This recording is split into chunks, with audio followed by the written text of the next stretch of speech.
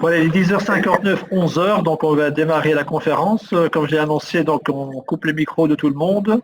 Il y a une main levée pour poser vos questions après la conférence de M. Sonneville. Il y a également la possibilité via le chat de poser vos questions si vous ne souhaitez pas prendre la parole. Et on les posera également avec grand plaisir par après.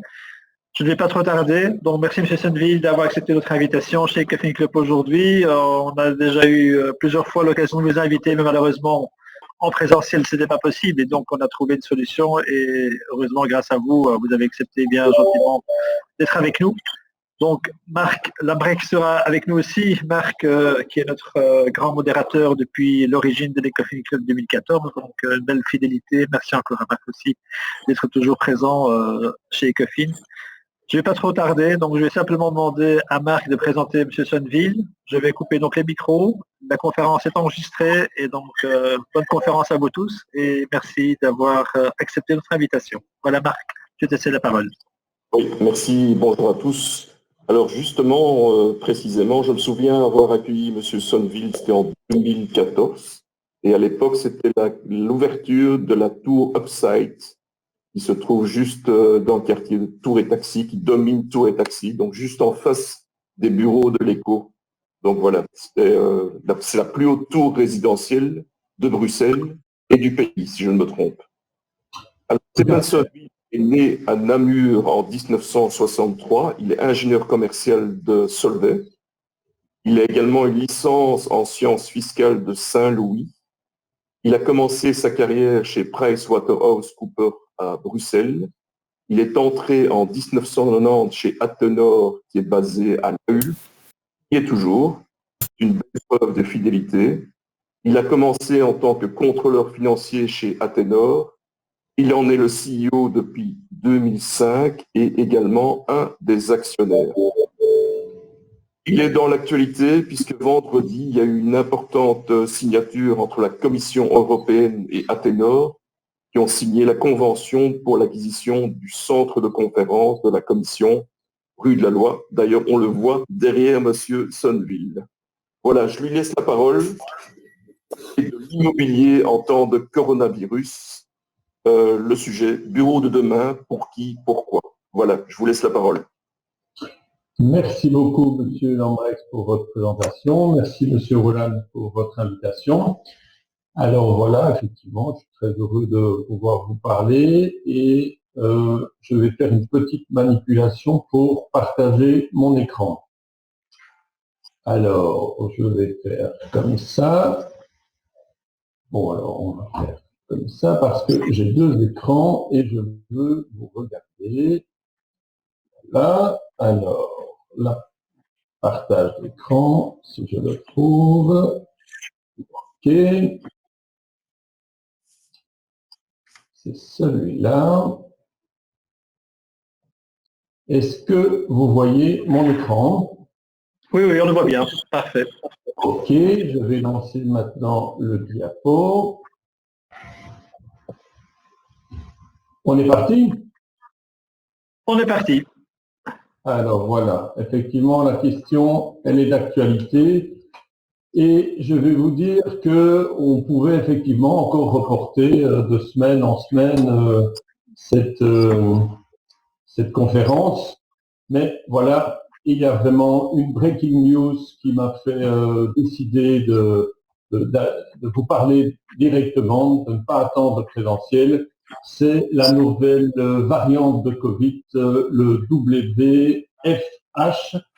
Alors voilà, il s'attaque au système nerveux des individus. C'est terrible, c'est contagieux par médias interposés, mais heureusement, on a un vaccin, pas tout de suite disponible, mais très bientôt. C'est le BTO. Vous avez donc compris que ce virus, c'était le work from home et que le vaccin était le back to office. Alors, effectivement, avant de vous parler et de vous dire ce que je pense de l'évolution actuelle et de l'avenir des bureaux, je voudrais en 2 slides vous rappeler, donc très brièvement puisque vous le savez, mais c'est vraiment essentiel dans mon approche, comment j'envisage mon métier, comment je le gère. Alors, on crée effectivement de la valeur mais on transforme le tissu urbain. Et donc, on part d'un immeuble obsolète et à travers tout un cycle de création de valeur, on développe un immeuble qui répond à une nouvelle demande. Ici, on est passé à gauche de l'ancien hôtel Europa à un immeuble mixte bureau loué et appartements entièrement vendus. C'est donc une transformation du tissu urbain et c'est bien là la vocation de promoteur, en tout cas celle qui me fait vibrer. Évidemment, j'ai décidé de travailler déjà depuis plus de 15 ans en milieu urbain. Vous le savez, le baseline de Atenor, c'est Acting for Cities. Pourquoi dans les villes? Eh bien, parce que ce sont là que les changements sont les plus intenses, que notre humanité se joue. Et regardez même la crise sanitaire, c'est évidemment dans les villes qu'elle est ressentie le plus intensément et vécue le plus péniblement. Toutes ces évolutions sociologiques, même climatiques, techniques, créent de l'obsolescence. Et donc, j'en reviens à la transformation du tissu urbain. Et comprenez bien, et tout mon discours est teinté comme cela certainement aujourd'hui, mais depuis plusieurs années, toutes ces crises, tous ces changements sont pour les promoteurs que je suis des opportunités de travailler, une source même d'inspiration. Je précise que nous avons au sein d'Atenor créé un archilab, donc c'est un think tank où nous étudions l'évolution architecturale, nous étudions les évolutions techniques, technologiques et sociologiques, sociétales. Donc il est évident que notre think tank travaille à plein de nos jours pour comprendre ce qui se passe et ce n'est qu'un bref résumé que je vais vous exposer aujourd'hui. Alors revenons, si vous le voulez bien, un instant sur cette crise sanitaire pour bien comprendre. Mais quelle était la situation avant la crise sanitaire? Mais si vous vous souvenez, jusqu'en 2018-2019, la conjoncture était saine, les taux d'intérêt étaient déjà relativement bas et il y avait déjà des évolutions sociétales relativement importantes.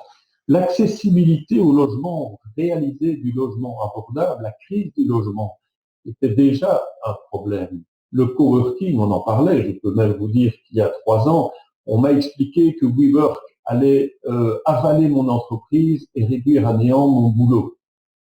On conviendrait avec moi que j'avais des raisons de ne pas trop m'inquiéter. Mais il y avait d'autres choses à la situation pré-Covid. Le monde de l'entreprise, constamment en évolution. Je vous signale, je vous rappelle, je souligne que le téléworking existait déjà. La chasse aux talents, j'aurai l'occasion d'y revenir, elle était déjà très importante entre les entreprises. Comment conserver les talents, comment les motiver? Et tous ces problèmes de mobilité. Tous ces problèmes de mobilité remplissaient déjà pas mal des pages de nos journaux favoris. Et puis, la valeur de base que j'ai mise en verte, n'oublions pas qu'en 2019, la question climatique était à la une de tous les journaux. Qu'on soit côté von der Leyen ou qu'on soit du côté Greta Thunberg, de toute façon, on est concerné par la transition énergétique, par la question climatique. Alors, ça, c'est la situation avant le Covid. La crise Covid. Tout d'abord, je voudrais faire un préliminaire. C'est vraiment quelque chose sur lequel j'insiste. Nous sommes au cœur de la crise. On est encore, tout le monde, toute la population est sur les genoux et partout à travers la planète. Ce qui veut dire quoi? Nous sommes rongés par les incertitudes, nous sommes sous tension, nous sommes face à des cafouillages et je n'en veux certainement pas aux responsables politiques parce que la situation est extrêmement complexe. Alors je vous invite à réfléchir que quand on est au cœur de la crise, quand on est face aux incertitudes, c'est tout à fait normal qu'on cherche de la certitude, qu'on essaye de se rassurer. Mais ce n'est quand même pas le bon moment pour couler dans le marbre les tendances pour l'avenir. Donc, Voilà, le contexte particulier fait que je ne vais pas entrer dans des conclusions habituelles. Alors, ok, quand on parle du Covid, quand on parle du téléworking, on doit parler, quand on parle du Covid et du bureau, on doit bien sûr parler du téléworking. Alors, je ne vais sûrement pas éviter la question. Est-ce qu'on est pour? Est-ce qu'on est contre? Mais bien, voyez-vous, la question, j'estime qu'elle est complexe. Elle est complexe parce qu'il y a des différents impacts. Et j'aurai sans doute l'occasion d'en reparler dans quelques slides. Sur la productivité, est-ce qu'on considère la productivité intellectuelle ou collective? Sur la santé, est-ce qu'on parle de la santé mentale ou de la santé biologique? Le bien-être, est-ce qu'on parle juste du bien-être au travail ou est-ce qu'on parle du bien-être dans sa vie en général? La question environnementale, évidemment, elle reste au centre de toutes les approches. L'économie, le tissu urbain, j'entendais encore à la radio ce matin, en conduisant ma fille à l'école, que les commerçants du centre-ville de Bruxelles étaient désespérés. Donc le télétravail, c'est très bien, mais ça dépend où on fait le sondage, voyez-vous. Alors le marché du bureau, bien, nous allons en parler ensemble. Mais tout d'abord, il faut quand même, et je le reconnais tout à fait, le téléworking se répand. Pour moi, il se propage. Je vous ai parlé d'un véritable virus. Donc, je rappelle qu'il était déjà présent avant la crise et donc il s'est propagé, mais il existait déjà. Donc, si on peut admettre qu'il y a une forte évolution, ce n'est pas une révolution. Alors, pourquoi est-ce qu'il se propage? Au début, il est recommandé, ensuite, il est imposé. Donc, c'est évident que sa propagation, elle est soutenue, elle est imposée, et de manière bien compréhensible. Je ne discute pas ça. Le confinement, le téléworking, est quand même s'est propagé en avril 2020. Pendant 5 semaines, on était tous chez nous, sous le soleil, un moment assez particulier de la vie et plutôt agréable pour chacun. La responsabilité des CIO, qu'est-ce que je veux dire par là? Ben, vous savez, il y a aussi la force des syndicats. Il est impensable pour un CIO de prendre le moindre risque, le moindre responsabilité quant à la santé de ses collaborateurs. Et donc, tous les CIO, il est beaucoup plus facile et confortable de dire télétravail pour tout le monde. De toute façon, l'année 2020 est pourrie, 2021, on verra bien ce qu'elle est. Nous allons tous télétravailler plus confortable. Et donc, évidemment, que le télétravail a été mis en place avec l'obligation politique, mais avec le soutien des dirigeants. Et puis, au bonheur, quel est l'avantage du téléworking? Ben, le premier avantage, c'est qu'on ne doit plus faire face aux problèmes de mobilité.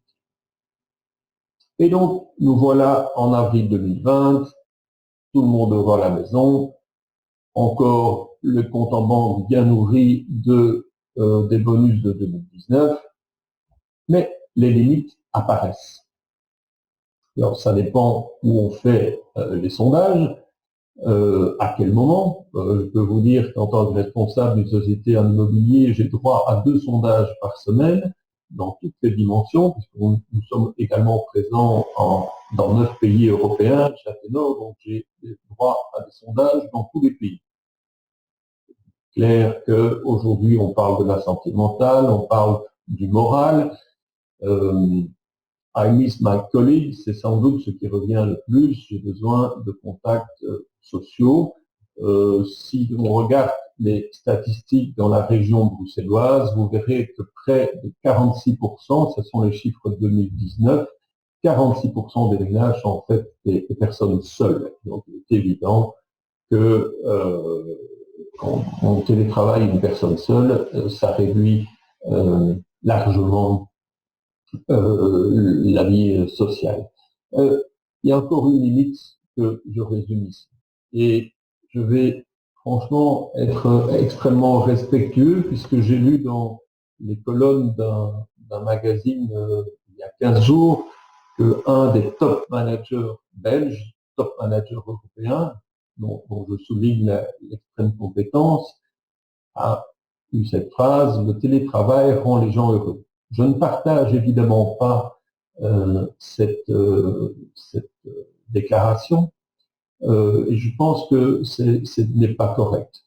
Je pense, voyez-vous, que nous avons tous en nous une couche d'empathie qui se nourrit consciemment ou inconsciemment au rythme des contacts sociaux. On croise des amis qui ne sont pas toujours du même avis, et puis voilà, il y a une empathie qui se crée, une forme de rondeur d'esprit, et que par le télétravail, par le confinement, on en arrive à perdre cette forme d'empathie. Imaginez tous les automobilistes qui sont seuls dans leur voiture. Si on fait un sondage, il y a beaucoup de, entre guillemets, de stupides, voire parfois de noms d'oiseaux quand on parle des autres automobilistes. Mais dès qu'on se revoit à parler, les jugements sont beaucoup plus nuancés. Eh bien, le confinement et ce que je mets dans le même panier, le télétravail, a cette manière de laisser les gens dans une bulle qui diminue une empathie nécessaire, une empathie qui est propre aujourd'hui.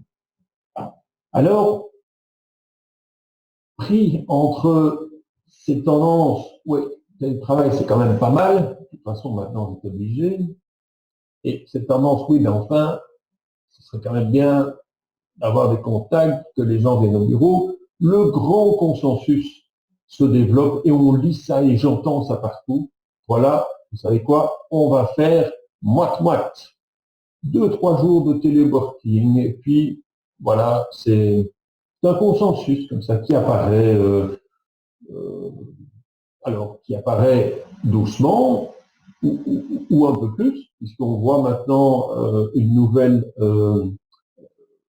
convention collective de travail, ou en tout cas un projet, je crois que c'est la 149 qui vient de sortir, où on commence à intégrer le télétravail. Écoutez, moi, mon opinion, c'est que ça ne va pas marcher. Pourquoi? Tout d'abord, c'est une réponse assurément court-termiste. Je serais bien curieux de voir quelle va être l'évolution des syndicats quand des licenciements vont commencer à être faits par téléconférence. La veille des élections sociales, le point de vue des CIO, je l'ai dit, aujourd'hui, ne prenons aucun risque, et c'est bien normal, et je suis le premier à ne prendre aucun risque sur la santé des collaborateurs. Aujourd'hui, eh bien, on exploite un fonds de commerce qui est créé. Voilà, je pense que le travail d'aujourd'hui est le fruit des idées d'hier, et les idées d'hier sont nées en fait d'une collaboration précédente.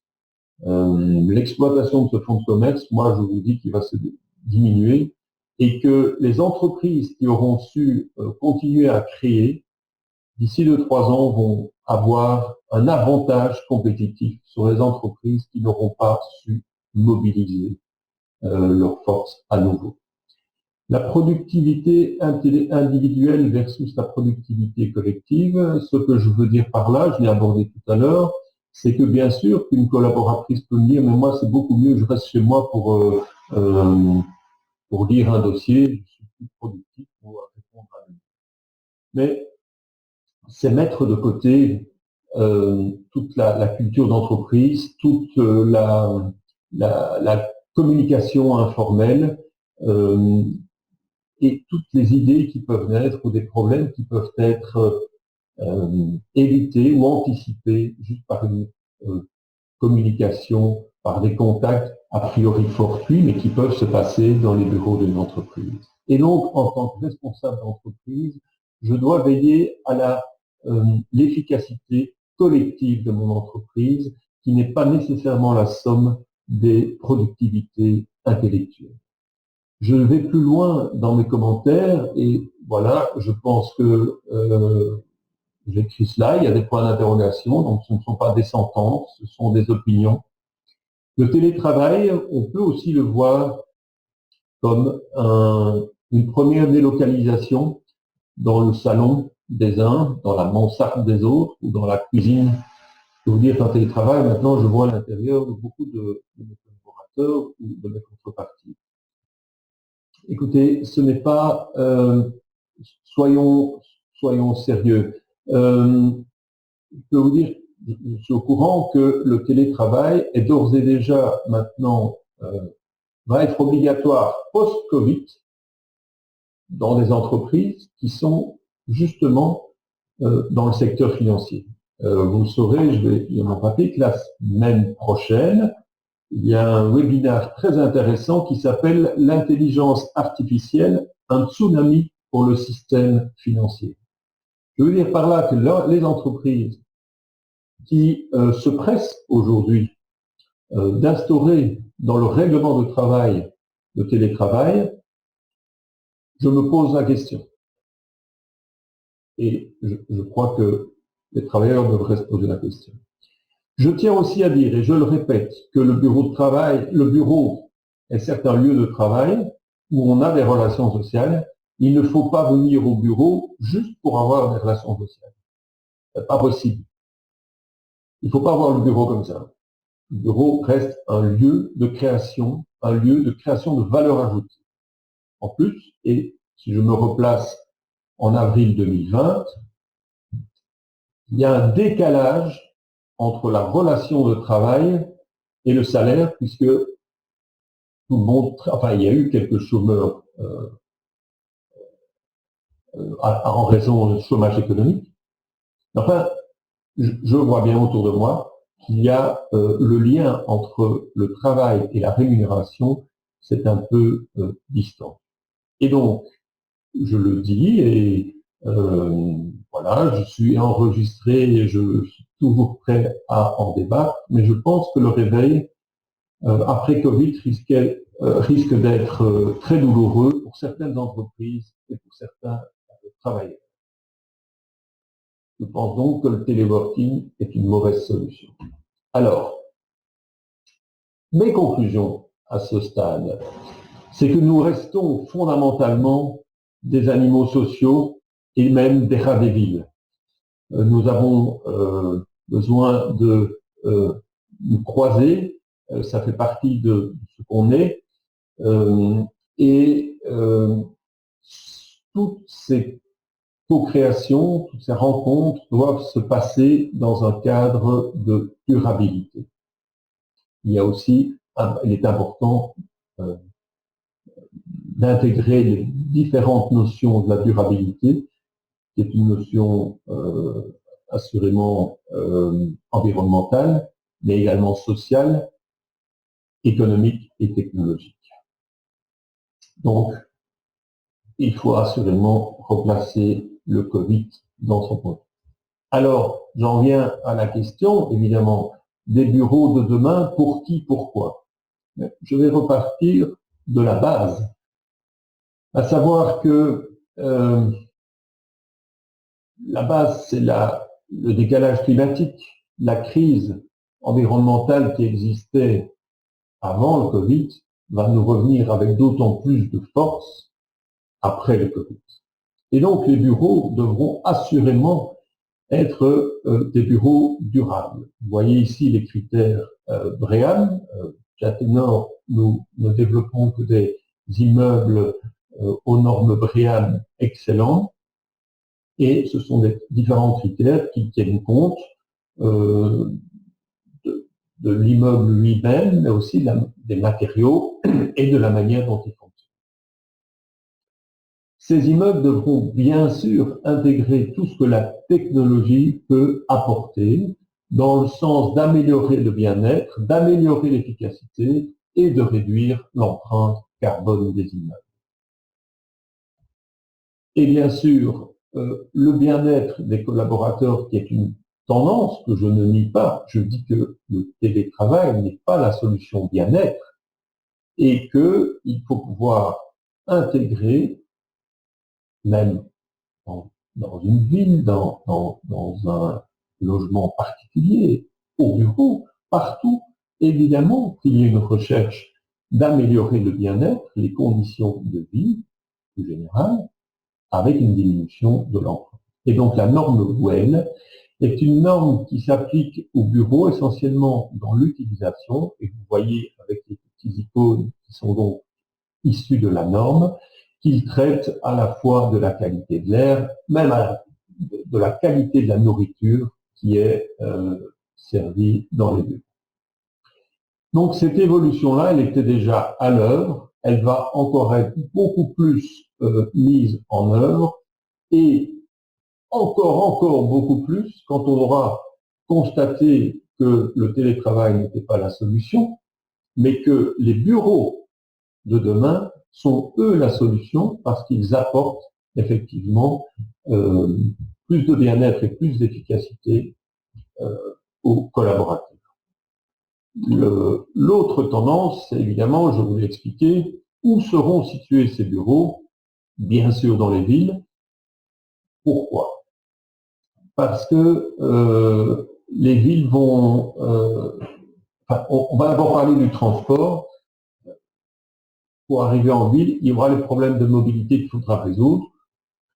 Nous pensons que le train, ou à l'intérieur des villes, les trams ou le métro, sont les moyens de transport durables par excellence.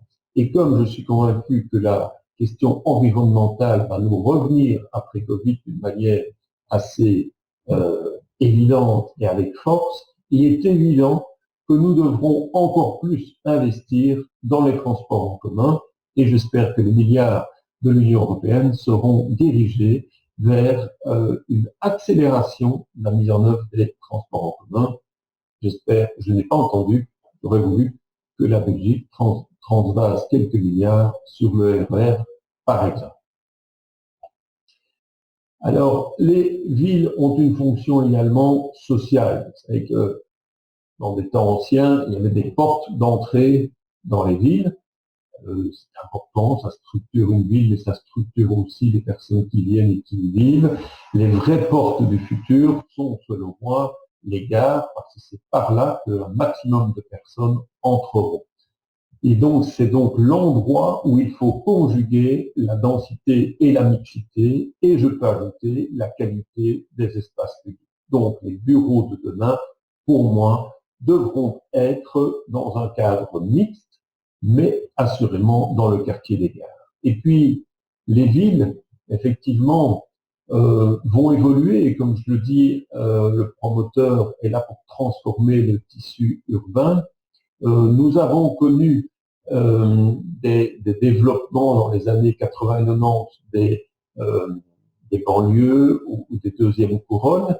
Nous pensons, chez Athénor, que les villes vont renaître, si toutefois il faut qu'elles renaissent, mais certainement au départ, pas uniquement, mais au départ de quartier des gares, car justement, ce serait de cette manière qu'on pourra amener des voyageurs, amener des travailleurs, amener des touristes au cœur de la ville. Et donc, ce sont des endroits les plus intéressants où on peut commencer à décliner une ville du futur. Et bien sûr, les bureaux de demain devront être partie intégrante d'une ville future. Donc voilà, la ville, le bureau, définitivement un lieu de rencontre comme valeur de base à valoriser, à décliner, à conduire. Alors, vous voulez m'entendre évidemment sur les bureaux eux-mêmes. Alors, j'avais la possibilité de vous montrer des plans et de voir comment ils peuvent évoluer. Je vais m'en tenir à des mots plutôt qu'à des plans. Mais enfin, le présentiel est fondamental. Je ne vais pas y revenir. Je crois que ça fait déjà 4 fois que j'insiste sur ce point. Le contact social comme une conséquence et non comme un objectif. Alors, vous savez, ça c'est une de mes phrases qui est d'ailleurs dans le rapport annuel d'Athénor, où j'écris que le bénéfice est la conséquence et non l'objectif. Comprenez bien que mon opinion est que ce monde parfois déraille parce qu'on inverse les conséquences et les objectifs. prenons la paix dans le monde, ça devrait être une conséquence des bonnes relations et pas un objectif qu'on veut imposer à l'autre. Le bénéfice d'une entreprise, c'est la conséquence d'un travail ensemble pour créer de la valeur. Le contact social, il est d'autant plus de qualité qu'il n'est pas recherché, mais qu'il déduit d'une présence.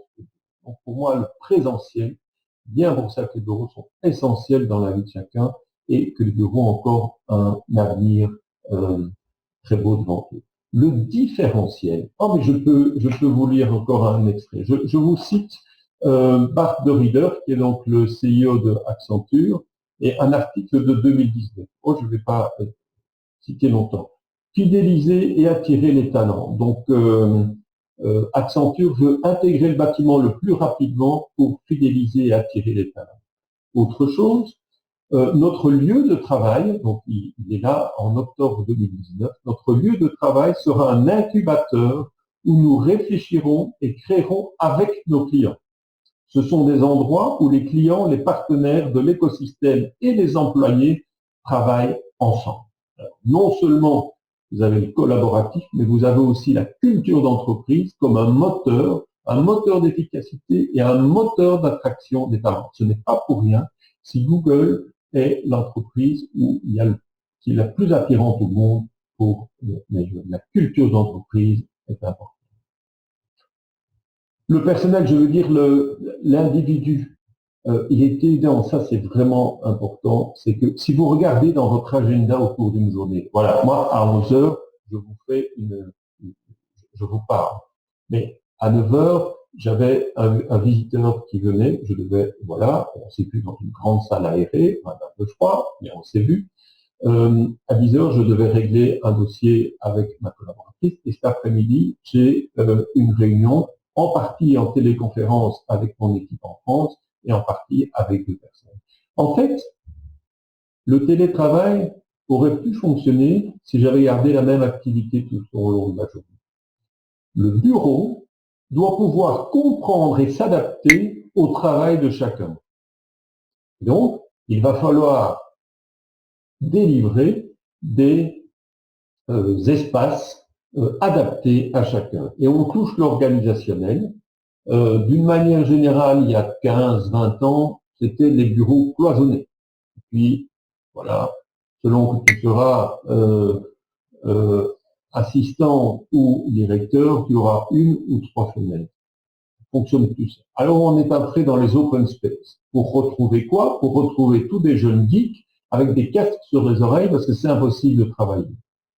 Alors, on a dit, mais on va mettre des kickers et des billards dans les bureaux. Non, mais, on rigole là ou quoi? C'est de la décoration ou quoi? On va augmenter le récréatif. On va faire des endroits où on peut se détendre, etc. En fait, où on en est maintenant de toute cette évolution, et je ne dis pas que c'est la dernière, on est dans l'unité collaborative. L'unité collaborative, et je le tiens à ces réflexions de certains clients avec lesquels j'ai de fortes relations pour l'instant, je ne les nomme pas. Si vous avez une unité de 10 collaborateurs, eh bien, statistiquement, avant Covid, il y avait une présence de 70%. Pourquoi? Parce qu'il y a des congés, des maladies, il y a des formations, il y a des déplacements. Bref, 70%. On ne peut pas imaginer que quelqu'un qui arrive au bureau, où il y a 5 étages, il y a 1000 postes de travail, il va choisir au hasard. En fait, le comportement humain revient, le naturel revient au galop. Et donc, en créant une unité, dans lesquelles cette unité, bon, on peut faire en fonction de la taille de l'unité, 10, 20 personnes, il y a 100 mètres ou 200 mètres carrés.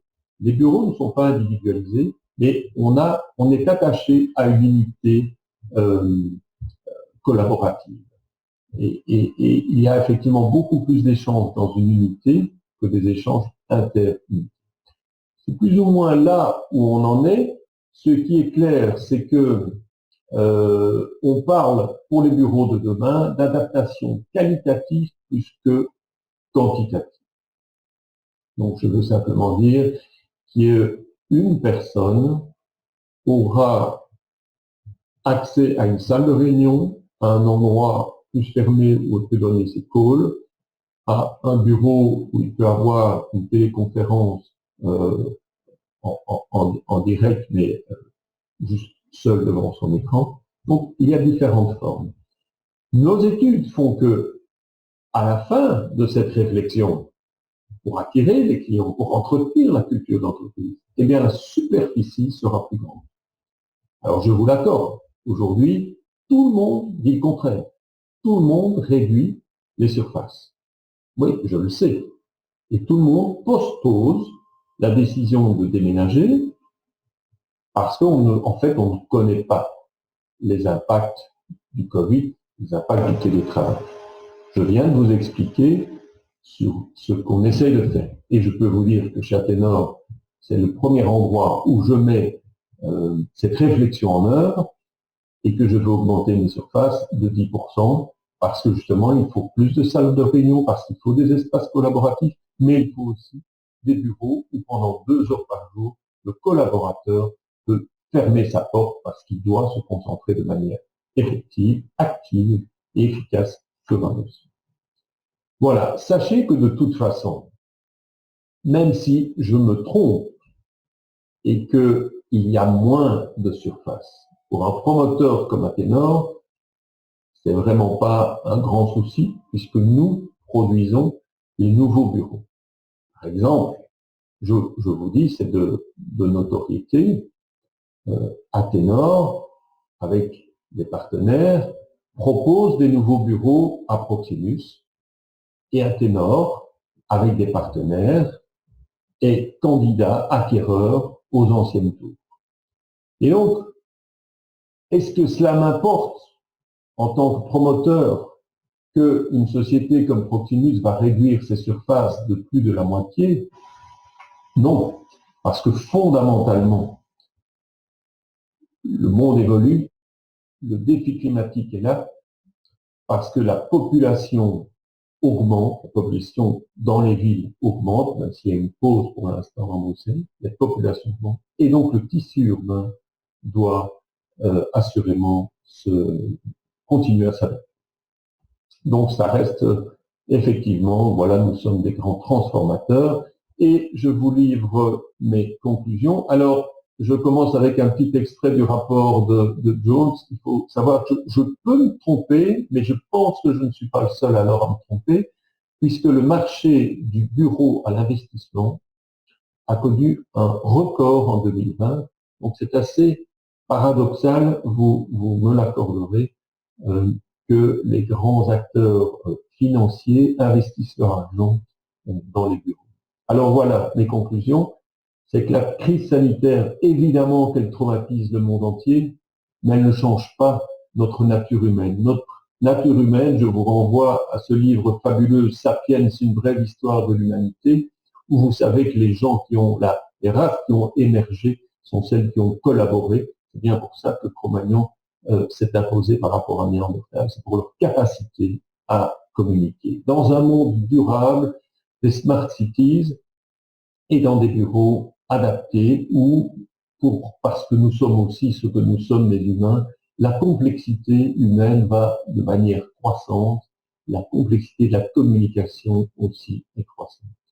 Le téléworking, je vous l'ai dit, je prends la responsabilité de ma phrase, c'est une fausse bonne idée, car elle est certainement poussée par l'actualité, mais c'est une solution destructrice. Destructrice des âmes, destructrice de la valeur et certainement destructrice d'emplois à terme. Les bureaux de demain seront assurément différents, c'est ce qui rend mon métier passionnant. Alors, moins nombreux ou plus nombreux, je ne fais pas en tant que promoteur que du bureau, je me passionne pour la ville et pour les habitants qui y vivent ou qui y travaillent. Et je terminerai ici, voilà, par une belle photo de notre immeuble à Lisbonne qui justement s'appelle Welby. Voilà. Merci pour votre attention. Je ne sais pas si j'ai été long ou pas. Oui, bah, apparemment, j'ai suivi le timing. Alors, le timing est parfaitement respecté. Je dois maintenant arrêter le partage.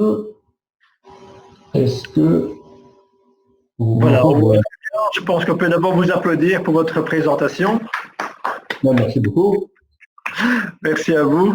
Merci aux plus de 80 personnes qui ont également participé à cet event. Je vais également peut-être passer la parole à Marc Lambrecht, peut-être pour poser la première question. Alors, Marc, je vais ouvrir ton micro, ça ira peut-être mieux.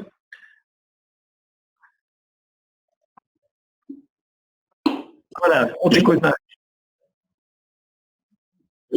Donc j'ai un avis mitigé sur le télétravail, et je me rends compte de l'impact des effets du télétravail à Tour et Taxi, par exemple, où la plupart des gens font du télétravail, les avocats, etc.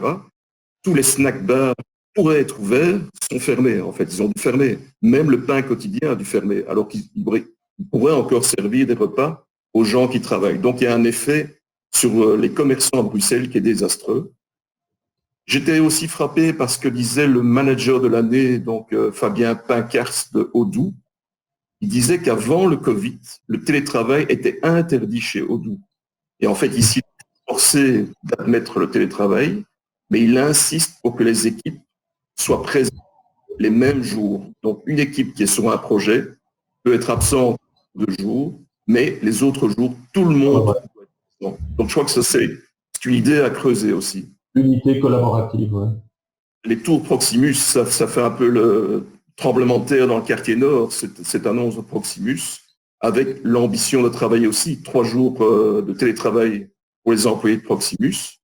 Est-ce qu'il ne va pas y avoir un effet boule de neige dans le quartier nord, où pas mal de résidents de Tours vont, je ne sais pas, aller ailleurs, mais où ça? Donc c'est ça la question. Alors, concernant Proximus, on le sait très bien que on se souvient de l'ancienne RTT qui vit de son monopole et qu'aujourd'hui les enjeux pour Proximus sont stratégiques.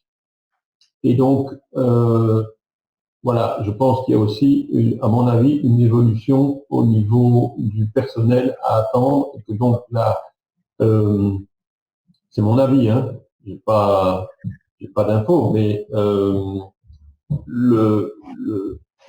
la réduction de la surface, la superficie, n'est pas uniquement liée au télétravail, mais peut être liée au move stratégique que Proximus doit faire. Donc, chaque fois, il faut bien distinguer les choses.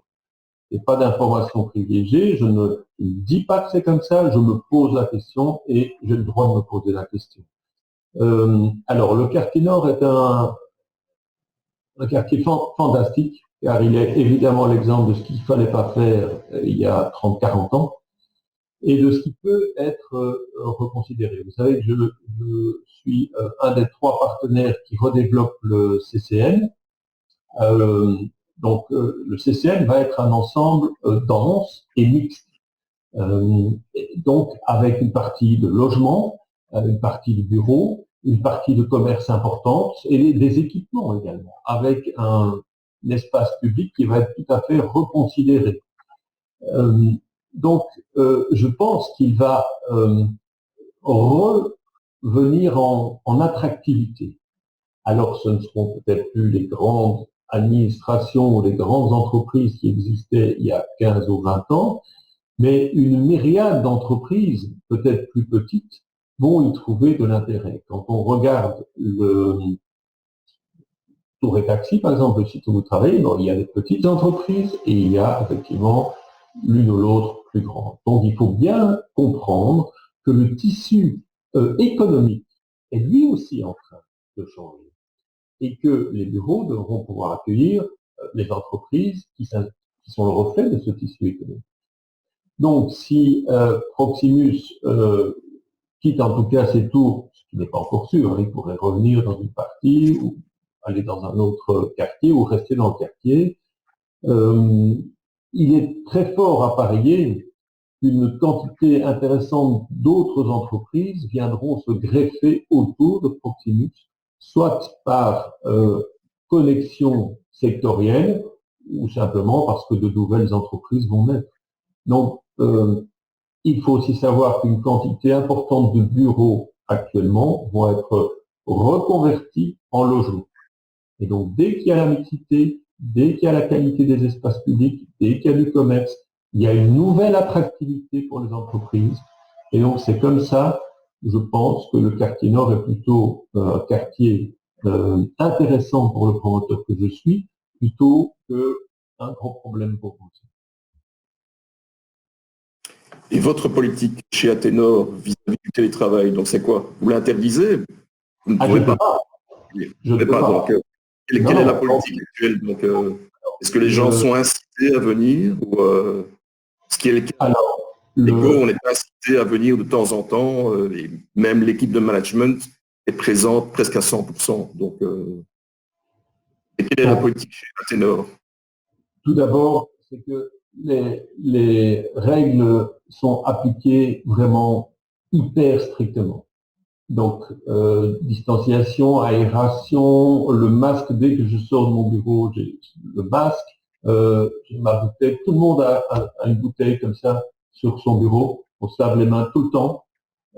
Donc, avec ça, on ne négocie pas. C'est vraiment des sens uniques sur des fauteuils, enfin, des choses comme ça, interdiction de s'asseoir, etc. Bon, après, c'est une entreprise au niveau international, donc il y a 100 personnes à peu près chez Athénor, et à la Hulpe, il y en a à peu près 35-40.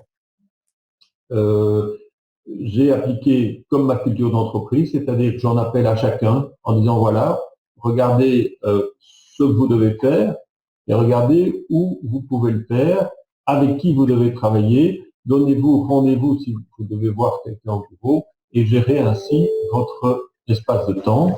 Et ma collaboratrice, donc il y a une personne chez Athénor, qui tient compte de tout le calendrier de chacun en fonction de ce que chacun a dit qu'il venait. Parce que vous savez, nous, on a des chantiers, donc il y a des personnes qui ne sont pas là, qui sont sur chantier.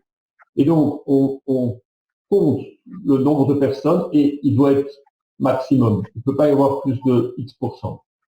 Et donc, s'il y a, en fonction des activités de chacun, un risque, alors, je dis, ce n'est pas possible. Il faut télétravailler, et donc là, je dois l'imposer. Mais je ne peux pas empêcher, il y a une quantité de tâches qui sont impossibles à faire chez soi. Quand on doit se pencher à deux sur un plan qui fait 1 mètre, on ne peut pas faire ça dans la cuisine d'un collaborateur. Tout seul avec sa caméra, c'est pas possible. Donc il faut appliquer, puisque le télétravail est obligatoire, mais il faut l'appliquer avec discernement et en tout cas le respect hyper strict des règles sanitaires.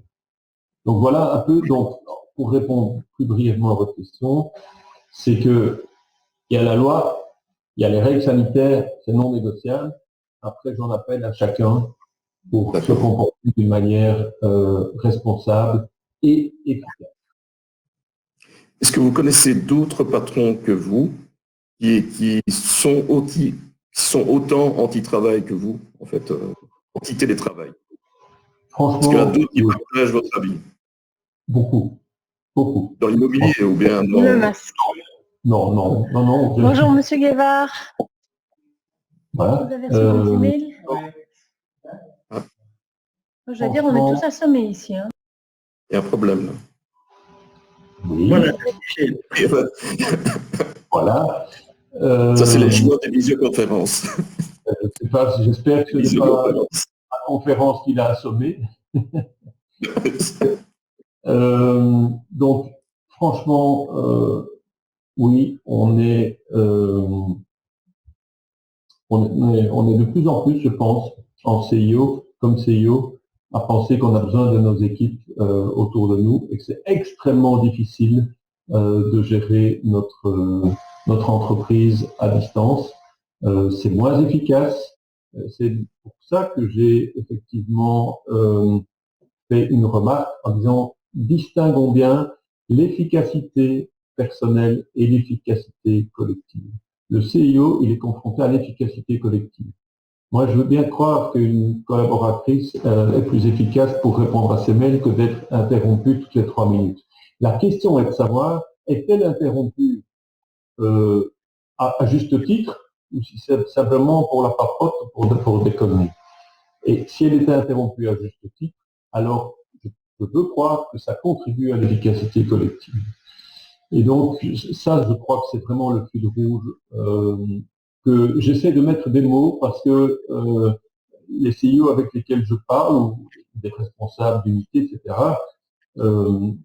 effectivement, essayent de trouver les mots pour exprimer ce qu'ils ressentent. Et d'abord, c'est une frustration parce qu'ils ont envie d'avoir leurs collaborateurs de les voir. Et puis, c'est un stress supplémentaire parce que les objectifs, ils restent là, mais les moyens, ils sont là.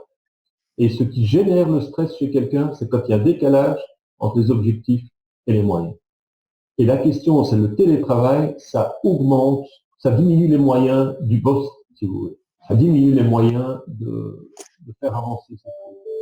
Et donc, c'est générateur de stress. Et donc, les CEO seront, à mon avis, dès qu'on pourra, les premiers à ramener les troupes au bureau. Didier, je suppose qu'il y a des questions dans... Oui, il y a beaucoup de chats et j'ai notamment une question. Je donne la parole à Manuela Van Quaelgem. Manuela, nous vous écoutons. Merci. Bonjour, Monsieur Sonneville. Merci pour votre exposé, c'est vraiment particulièrement clair. J'ai en fait il y a une distorsion de micro, mais je ne sais pas pourquoi. Donc, c'est extrêmement clair. Je voulais vous dire que nous, en tant que bureau d'avocat, on a la même conclusion que vous et qu'on essaye vraiment de ramener les équipes au bureau parce que pour nous, c'est essentiel d'avoir nos collaborateurs autour de nous. Et on constate que dans les aménagements qu'on a prévus, on n'est pas tous là en même temps. Évidemment, on respecte entièrement les règles, mais que on fait tourner les équipes et que pour nous, c'est fondamental de les avoir près de nous. Mais là, j'avais une question vous parliez, mais j'ai peut-être mal compris et j'ai plus le slide exactement en tête, mais donc vous parliez de la réduction des espaces de bureau. Ça, on partage pour augmenter les espaces collaboratifs. Mais est-ce que vous pensez vraiment que les gens sont productifs dans un espace ouvert? Non. Et je vous confirme, bien sûr que non. Et ça, ce sont des tendances, évidemment. Donc, on est passé des bureaux cloisonnés à des espaces ouverts où finalement, on est plutôt dérangé, on n'est pas productif. Donc, ce que je pense, c'est qu'il y a des moments où ça vaut la peine d'échanger ensemble, et ces moments-là, c'est pas des journées entières. Et donc, il faut avoir des endroits où on peut se réunir à 2, à 4, où on peut avoir une téléconférence. Moi, mes portes sont fermées là pour l'instant, mais si un collaborateur doit téléphoner, il doit pouvoir s'isoler, mais peut-être pas dans une pièce de 15 mètres carrés pour donner un coup de téléphone. Ah oui, ça, je suis bien d'accord. Et donc, ce que je dis, c'est qu'il va y avoir beaucoup plus de variations, de propositions d'espace. Et avec la technologie actuellement, on peut réserver, on peut facilement s'approprier, voir où est la salle libre, où est l'espace libre dont j'ai besoin. Et effectivement, les collaborateurs, pour qu'ils soient efficaces et entre guillemets heureux, enfin bien au travail, ils doivent pouvoir avoir le meilleur matériel, la meilleure disposition. Ça va de la meilleure chaise plutôt qu'une chaise de la cuisine à la maison, et ça va aussi de bonne qualité de son, et ça va aussi d'un espace adapté au travail qu'ils ont envie qu'ils doivent faire. Et donc la conclusion de cela, c'est plus d'espace, mais c'est pas ça qui va coûter dans un compte de résultat d'une entreprise. Hein. C'est pas parce qu'on fait 10% d'espace en plus. Ce qui va coûter, ou ce qui va rapporter plus exactement, c'est la performance de chacun parce qu'il sera placé dans des conditions techniques, physiques, optimum. Et c'est ça que moi, en tant que CEO, je dois chercher. Je dois mettre mes collaborateurs dans les meilleures conditions possibles. Et alors, la motivation de venir au bureau, elle est naturelle aussi. Et sauf la question de mobilité, qui ne dépend pas de moi, et qui est un vrai frein pour amener les collaborateurs au bureau. Mais le problème, c'est la mobilité, c'est pas les bureaux. Et donc, le problème de la mobilité, il va devoir trouver une solution, parce que c'est un problème environnemental, et que la question climatique, elle nous concerne tous, et elle est urgente. Et voilà mon raisonnement. Merci. Je vous en prie. Merci à vous. Alors au niveau des chats notamment, je ne vais pas citer les noms, mais il y a plusieurs pistes qui sont évoquées. Alors, merci beaucoup pour votre vision de l'évolution des environnements du travail. Donc ça, c'était un point positif. On me dit également ceci, Thomas Jonen, je ne connais pas de personnes qui ont perdu la motivation au travail, télétravail, donc qu'en est-il?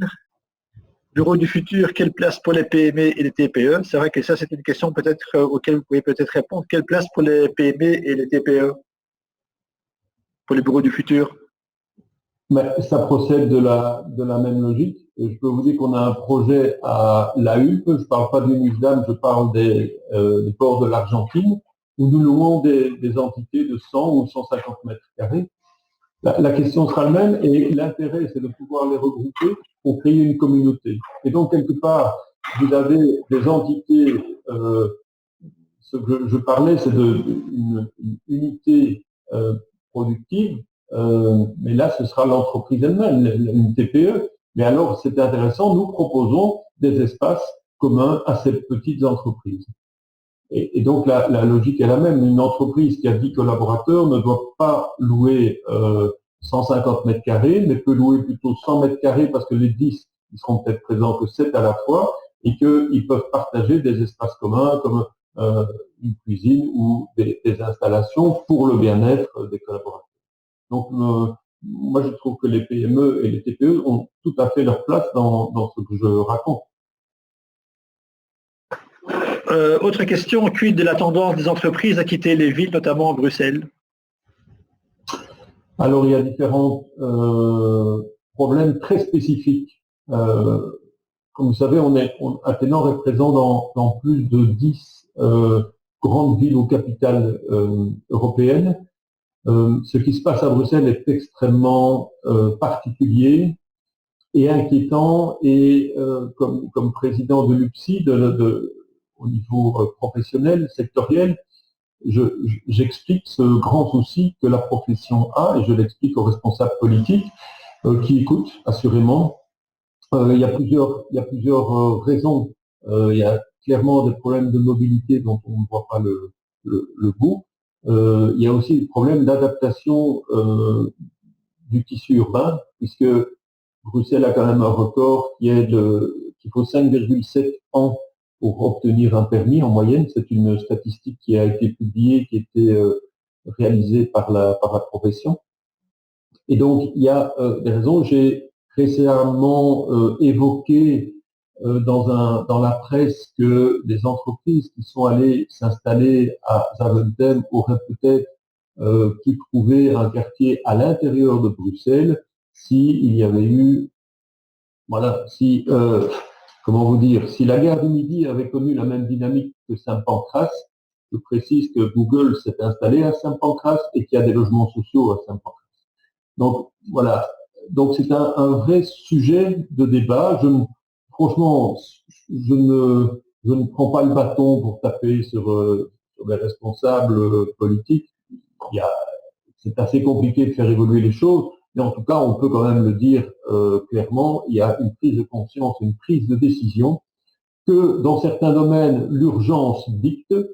Et mon point de vue en tant que membre du secteur immobilier, c'est que l'urgence est là en immobilier pour Bruxelles. Il faut adapter avec urgence le tissu urbain, car effectivement, vous savez, des entreprises qui s'en vont, c'est des petits commerces qui ont moins de clients, c'est du précompte immobilier en moins, c'est surtout ça qui est interpellant. Et quand un pouvoir politique administratif n'a plus de rentrée, elle ne sait pas mener la politique sociale qui relève de la chose publique.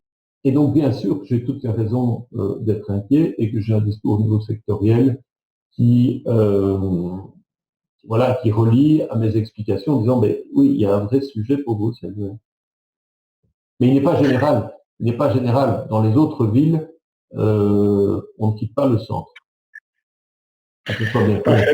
Il est 11h59, donc le timing est respecté. Je ne sais pas s'il y a une toute dernière question pour M. Sonneville ou bien Marc peut-être prendre une dernière fois la parole. Alors, je vais voir qui... Attendez, je vais voir ça.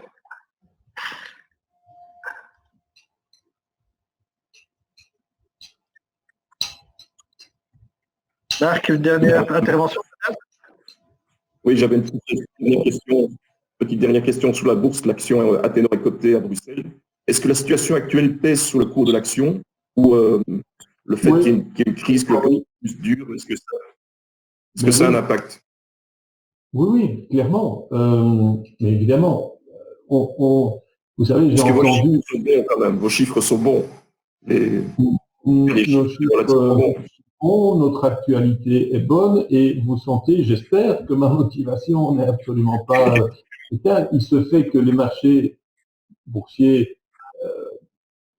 réagissent comme dans tout. Il y a parfois des variations qui sont inexpliquées. Aujourd'hui, enfin depuis mars, il y a des overréactions. C'est-à-dire que dès qu'on dit « Ah, les bureaux sont vides », ah ben alors Athénor fait des bureaux, donc c'est pas bon pour Athénor. Et tout ce que je viens d'expliquer en une heure, c'est au contraire vous expliquer que c'est vraiment le moment d'acheter l'action.